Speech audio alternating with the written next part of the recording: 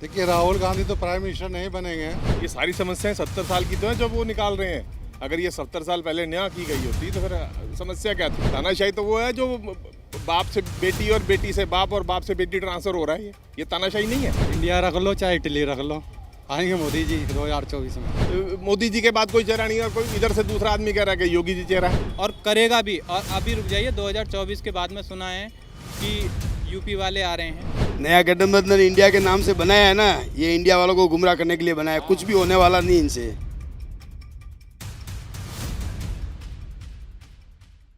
देखिए, राहुल गांधी तो prime minister नहीं बनेंगे, लेकिन इंडिया के और बहुत से उनमें अच्छे अच्छे लोग हैं, दावेदार बन सकते हैं। पर्दे के पीछे वो खुद रहेंगे, लेकिन हमारे हिसाब से तो प्राइम मिनिस्टर नहीं बनेंगे।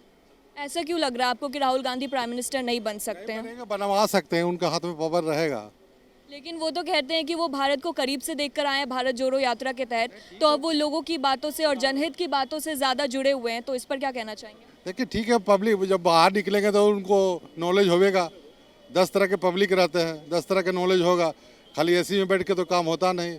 बाहर निकले, उनकी थोड़ा छवि सुधरी है, इससे बात नहीं कि नहीं सुधरी। तो क्या लगता है 2024 में कौन बन सकता है प्रधानमंत्री? देखिए, पार्टी तो कांग्रेस से रहेगी बड़ी, अगर विपक्षी पार्टी रहेगी तो मोदी जी को मुश्किल हो सकता है। ऐसा क्यों लग रहा है कि मोदी को मुश्किल हो सकता है? देखिए ना, साउथ में 130 सीट है, सिर्फ कर्नाटका में भाजपा है, कहाँ से लाएगी?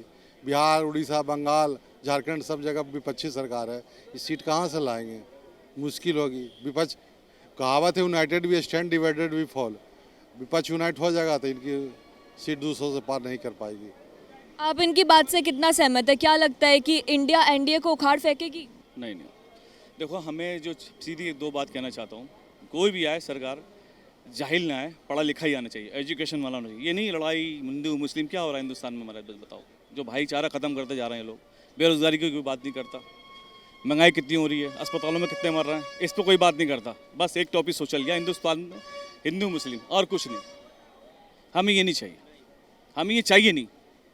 तो अब जैसे कि सुप्रीम कोर्ट ने राहत दे दी है राहुल गांधी को, तो अब एक तरफ राहुल गांधी है, एक तरफ नीतीश कुमार है, फिर दूसरी तरफ ममता दीदी भी है, तो क्या लगता है कि एकजुटता बन पाएगी इंडिया में? बिल्कुल बन पाएगी, गठबंधन से बन पाएगी, सब भाईचारे से बनेंगे, लड़के कोई नहीं चलेगा। तो इनमें से क्या लगता है कौन प्रधानमंत्री उम्मीदवार के तौर पर सामने आएंगे? वक्त आएगा तो वक्त ही बताएगा। तो इतने सारे चेहरे हैं, तो आपको नहीं लगता कि इनमें फिर एकजुटता बन पाएगी या नहीं?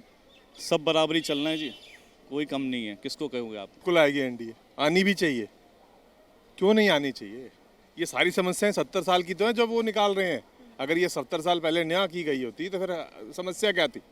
लेकिन सबको इंडिया एक जो बराबर- एक साथ आई है बराबर एकजुटता सबको से, दिया होता तो ये झगड़े नहीं पड़ते आज। लेकिन लोग तो कहते हैं कि मोदी सरकार के आने के बाद सिर्फ हिंदू मुस्लिम हो रहा है। नहीं, कुछ नहीं है, कुछ नहीं है। कहाँ हिंदू मुस्लिम? सर, आरपीएफ के जवान चेतन सिंह भी गोली मार देते हैं मुस्लिम को। आपस में वो तो उसको फ्रस्ट्रेशन है, पर्सनल फ्रस्ट्रेशन है। वो तो रेलवे पुलिस फोर्स के जवान जो करते हैं वो पर्सनल फ्रस्ट्रेशन, उसको वो खुद से परेशान है, अपने फैमिली प्रॉब्लम तो हो सकती है उसको। एक तरफ मोदी सरकार बेटी बचाओ बेटी पढ़ाओ कहते हैं, और दूसरी तरफ अभी मणिपुर में आप देखिए जो सामने आ रही है हिंसा महिलाओं के खिलाफ, उस पर चुप्पी साधे हुए हैं। इस पर क्या कहना है? सारे बंगाल में भी यही प्रॉब्लम है। ये लोगों की सोच है ना, हम लोगों की, सबकी, हम सबकी मेंटेलिटी गंदी है। पॉलिटिशियन हो या कोई और आदमी हो, ब्यूरोक्रेट हो, निकलेगा तो समाज से ही ना। समाज की सोच ही गलत है, समाज की सोच गलत है ना। हर जगह कहाँ नहीं है, राजस्थान में नहीं है, बंगाल में नहीं है, मणिपुर में नहीं, कहाँ नहीं है। सोच गलत है। घूम फिर के गुस्सा महिलाओं पे उतरता है, जिसका कहीं नहीं उतरता वो महिलाओं पे उतार देता है। लोग तो कहते हैं कि मोदी जी तानाशाही की सरकार चला रहे हैं। तानाशाही कैसे होती है? पॉलिटिकल पार्टी है। तानाशाही तो वो है जो बाप से बेटी और बेटी से बाप और बाप से बेटी ट्रांसफर हो रहा है। ये तानाशाही नहीं है, फैमिली रूल नहीं है, ये डेमोक्रेसी का है। ये पार्टी सिंगल आदमी के नाम से पार्टी चल रही है ना। और लोग नहीं है क्या? लीडरशिप नहीं है क्या? और लोगों और पॉलिटिकल पार्टीज में से एक सिंगल लालू की पार्टी है, वो अपने बच्चों को ट्रांसफर करता है। मुलायम जी की पार्टी है, वो अपने बच्चों को ट्रांसफर करता है। ममता जी की है तो वो अपने बच्चों को, अपने भतीजों को ट्रांसफर करती है। ये क्या है? लेकिन अगर भारतीय जनता पार्टी की सरकार इतने अच्छे से काम कर रही है, तो मणिपुर में जो लगातार हिंसा चल रही है, नू में अभी वायलेंस है, वहाँ पर भारतीय जनता पार्टी की सरकार है। कश्मीर बहुत साल तक जला है। कैलकाटा में भी वायलेंस है, उसमें केरल में भी वायलेंस है, कहाँ नहीं है? वो एक टारगेट ही क्यों है? सभी जगह है ना। लॉ एंड ऑर्डर कंट्रोल होना चाहिए। स्टेट गवर्नमेंट की जिम्मेवारी है ये कि लॉ एंड ऑर्डर को कंट्रोल करो, जैसे मर्जी करो। प्यार से करो, मार के करो, जैसे मर्जी करो, लॉ एंड ऑर्डर को कंट्रोल करो। फोर्स किस लिए होती है? फोर्स इसलिए होती है। सर आप इनकी बात से कितना सहमत है? क्या लगता है एनडीए आएगी या फिर इंडिया? इंडिया आएगी। क्यों इंडिया आएगी? कामी विकास किया है मोदी जी ने, इसलिए आएगी। तो इंडिया में तो अभी बहुत सारे नाम है, ममता दीदी है एक तरफ, नीतीश बाबू हैं, और फिर अब केजरीवाल और राहुल गांधी को भी अब छूट मिल गई है। तो क्या लगता है एकजुटता बन पाएगी इनकी? इंडिया रख लो चाहे इटली रख लो, आएंगे मोदी जी 2024 में। यही लोगों को 2014 में लगता कि मोदी मुखटा है, अडवाणी जी आएंगे। मोदी आ गए तो उससे भी परेशानी है। यहाँ तो बदल जाएंगे, एक 75 प्लस में बदल रहे हैं। अडवाणी जी को 1 मिनट में बाहर कर दिया ना, 75 प्लस होते ही। एज फैक्टर है सबके साथ, हम सबके साथ है। समय तो रुकता नहीं है, एज सबकी बढ़ेगी तो आप अपने आप रिप्लेस होगा, दूसरा ऑल्टरनेट खड़ा हो गया। पहले किसी को नजर नहीं आता था, आज आप लोग शोर मचाते हैं योगी जी आएंगे या नहीं आएंगे पता नहीं, लेकिन लोग तो शोर मचाते हैं ना, ये नहीं होगा ये आएगा। तो फिर अभी भी कह रहे हैं कि वो मोदी जी के बाद कोई चेहरा नहीं है, और कोई इधर से दूसरा आदमी कह रहा है कि योगी जी चेहरा है, तो वो क्या है? कितना सहमत है इनकी बात से? देखिए मोदी जी पहले वाला हवा नहीं रहा। न्यूटन का सिद्धांत है, जो ऊपर जाता है नीचे गिरता है। अब उनको गिरना तय है। जहाँ तक तानाशाही के बाद बोलते, तानाशाही मोदी जी ने किया है। देखिए सीजीओ कॉम्प्लेक्स में लड़के लोग धरना देते, परीक्षा लीक हुआ, इनके राज में खूब पेपर लीक हुआ, प्रतिभा के साथ घोटाला हुआ, आज तक चेयरमैन को नहीं हटाया। सीबीआई जांच हुआ, क्या हुआ, कुछ इन्हें पता नहीं चल रहा है। यहाँ तक इन्होंने सुप्रीम कोर्ट पर भी हमला करने की कोशिश किया, नहीं चला। बाकी तो सीबीआई ईडी इनके मुट्ठी में ये है, उनको एक्सटेंशन कर दो, फिर जिसको आप एक्सटेंशन दीजिएगा तो he can do everything according to your choice, वो आपके अनुसार ही काम करेगा। एक तरफ विपक्षी पार्टी जो है वो मणिपुर में जो बेटियों के साथ हिंसा हुई है उस पर आवाज़ उठाती है और लगातार मोदी सरकार पर तंज कस रही है, लेकिन दूसरी तरफ जब बाकी राज्यों की बात करें तो वहाँ पर भी तो ऐसे हिंसा की खबरें आ रही है। बाकी राज्य के बात कुछ और है, मणिपुर की बात कुछ और है। वो बॉर्डर इलाका है, वो ज़्यादा संवेदनशील इलाका है। समझ गए? आज तक बॉर्डर है, सारा कश्मीर भी तो बॉर्डर है। कश्मीर तो इतने साल चलता रहा, पूरा कश्मीरी पंडित बाहर निकाल दिए गए और वार्निंग देके निकाल दिए गए, अपनी बहन बेटियों को छोड़ जाओ, अपनी जायदाद छोड़ जाओ और जाओ। ये वो किसी को नजर नहीं आया क्या? और मंत्री जो राजीव गुढ़ा है राजस्थान में, वो जब बात करते हैं महिलाओं की सुरक्षा की, राजस्थान में महिलाओं के साथ जो उत्पीड़न होते हैं उनके आंकड़े अगर बताते हैं तो उनको मंत्री से निकाल दिया जाता है कांग्रेस की सरकार में। हाँ गलत बात है। उन्होंने आवाज़ उठाया था, कांग्रेस के खुद विधायक थे, उन्होंने आवाज़ उठाया। जो आपको विपक्ष में दिख रहे हैं पहले मोदी सरकार में थे और आज वो एनडीए में चले गए इंडिया में। लेकिन एक साथ जो ये इंडिया बना है तो इसमें तो बहुत सारे अलग अलग चेहरे सामने आ रहे हैं, तो एकजुटता बन पाएगी इनकी? अरे बनने आपस में मिली भगत करके बना ही लेंगे। तो लग रहा है कि इंडिया ही आएगा इस बार। और इसमें से किसको प्रधानमंत्री के तौर पर देख रहे हैं आप? अरे जो जीतेगा वो बनेगा फिर उसमें। क्या लग रहा है कौन आएगा इस बार? मोदी जी। मोदी जी क्यों? हाँ उन्होंने काम किया है, क्या क्या काम किया है? हाईवे भी बना दिए और अपने ये देश की अब सिलेंडर का दाम 400 से 1200 कर देते, कहते फ्री सिलेंडर दे रहे हैं। मोदी जी आधा इंडिया मोदी को भगवान मान रहे हैं, ये रियल बात है। पैसेंजर का भाड़ा जो है ना, पहले 30 रुपये लगता था, आज 75 रुपये लग रहा है। एक्सप्रेस का भाड़ा लिया जा रहा है मोदी जी। सीनियर सिटीजन को जो 33% रिलीफ मिलता था उसने ख़त्म कर दिया। और तो और बेटी बचाओ बेटी पढ़ाओ का नारा जो दिया जाता है, उसमें भाजपा की सरकार भी बेटी लोग की छात्रवृत्ति देती है, लेकिन मोदी सरकार कॉपी पेंसिल पर भी GST लगा दिया बेटी लोग जो पढ़ती है। अब बताइए मोदी जी के कहाँ है? महंगाई इतना कर दिया, सरसों का तेल 80-90 बिकता था, 200 टका दिया। सर कितना सहमत है इनकी बातों से? लोगों को अपनी इनकम नजर नहीं आती। गवर्नमेंट का काम है पॉलिसी बनाना, काम करना आपका काम है। यहाँ बैठा रहूँ सारा दिन, यहाँ दीवार पे बैठा रहूँ और कहूँ कि मोदी सरकार को गाली देता रहूँ और काम नहीं करूँ, तो गवर्नमेंट का काम पॉलिसी बनाना है ना। लोग जो बढ़ रहे हैं, आप जैसे आप बच्चे भी बढ़ रहे हैं तो कुछ मेहनत कर रहे हैं ना। अपने घर बैठ के ये खुद को ये अनाउंस करते रहेंगे तो कुछ नहीं होगा ना। हाल लोग करना ही नहीं चाहते, जो करना ही नहीं चाहते वो क्या करेगा? सरकार आके मेरे घर की किचन चलाने का काम सरकार का नहीं है। एक कॉमन पॉलिसी बनाने का काम सरकार का है। कोई भी सरकार हो, चाहे मोदी जी की हो या किसी और की हो, कॉमन पॉलिसी बनाने का काम उनका है। उसको फ़ायदा तो हम लोगों ने उठाना है ना। अगर हम उसको इम्प्लीमेंट गवर्नमेंट करवाएगी और फिर इतना बड़ा सिस्टम है सारा, वो बार बार वो क्या कहते हैं कि आप सरकार किसी की भी, सिस्टम तो हमारा है ना। कॉलेजियन सिस्टम है, आज जुडिशरी में है, मैं आपको करता हूँ, आप मेरे को करते हो, एक दूसरे को खुजाते रहते हैं बस, और यही करते हैं ना। यही जस्टिस एक दूसरे को 200-300-400 फैमिली में घूमती रहती है जुडिशरी। बाहर से तो कोई आता नहीं जुडिशरी के अंदर। हाई कोर्ट, सुप्रीम कोर्ट, सारे यही लोग चलते हैं ना, एक दूसरे को रिकमेंड करते रहते हैं, बस यही चल रहा है और कुछ नहीं है। इसी को ख़त्म करना है।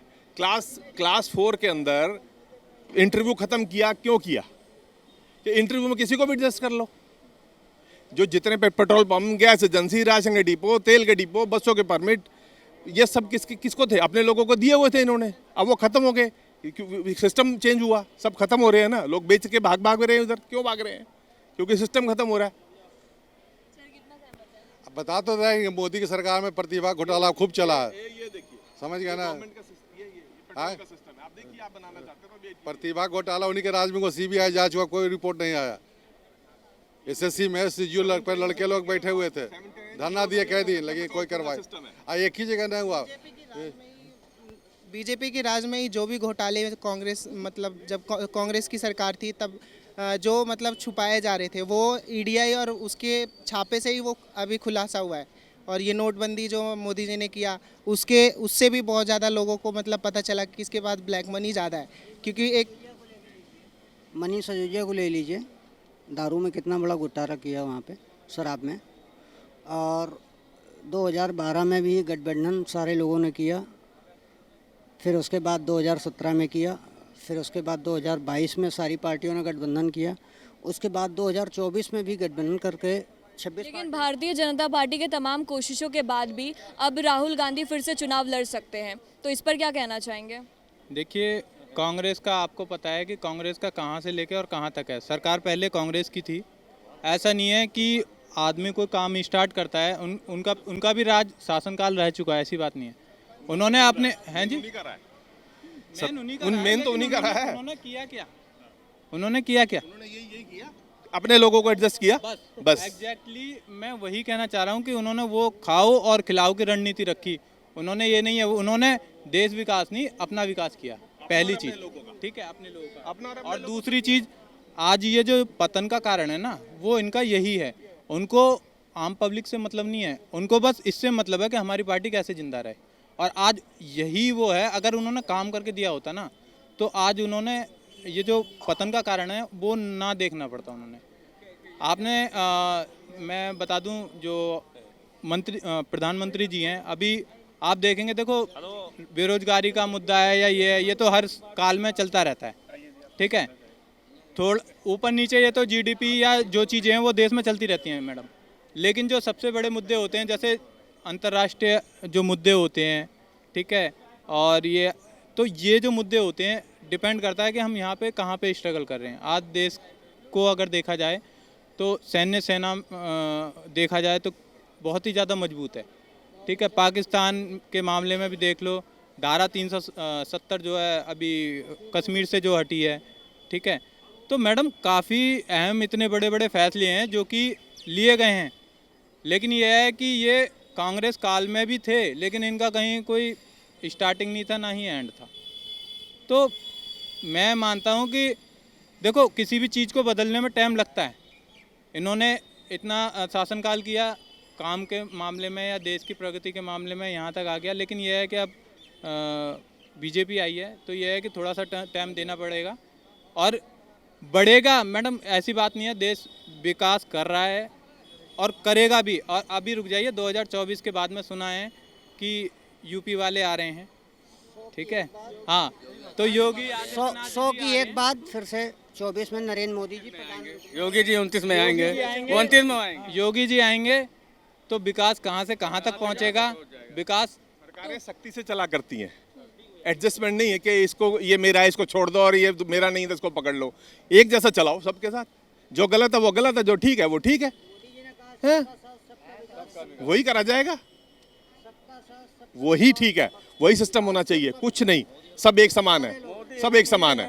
नया गठबंधन इंडिया के नाम से बनाया है ना, ये इंडिया वालों को गुमराह करने के लिए बनाया है। कुछ भी होने वाला नहीं इनसे।